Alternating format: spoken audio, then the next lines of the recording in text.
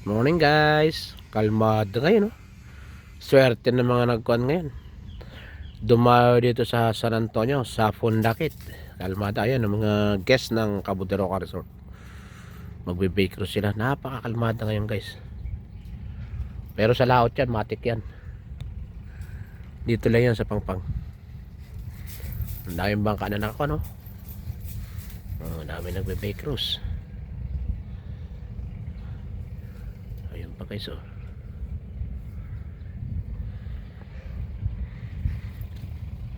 Kalmada, tingnan nyo na mamangka, oh. Tapos tingnan nyo po sa isla guys, ayun, oh. Aming tao. Sa summer na nga po kasi itong kuwan na to, yan, oh, nagsa-sandbar na. Nagdidikit yan, napupuro sandbar yan hanggang dito sa malit na island na to. Nagiging sandbar yan pag summer guys. Puro yung pebbles. Ganda, kalmada guys, oh. Pero doon sa laot may gulong ngayon, oh. Kita naman eh. Dito lang to sa Pangpang.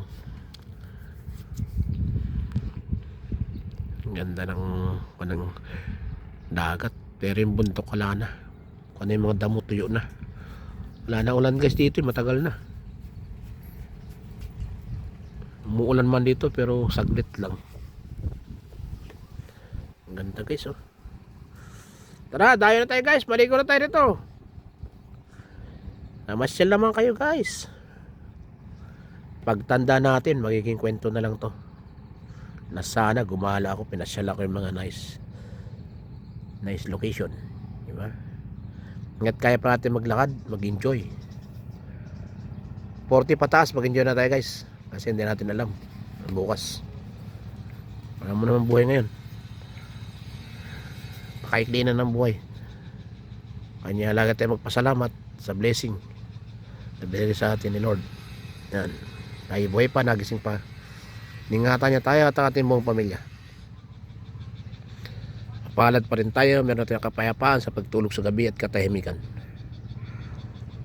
Although na mahirap ang buhay, ganun talaga, hindi lang naman tayo naghihirap. Buong mundo naman yan, tama niyang hirap. Yan guys, so may nanguhuli ng isda yan guys, yung ganyan. Ayun, naghihila-hila siya guys, so nakita niya. Ayan, mahuli niyan guys, yung mga malalaking isda, talakitok. Basta malalaking isda, nasasabit dyan. Pati mga bangkotak, sabit dyan. O, yun, no.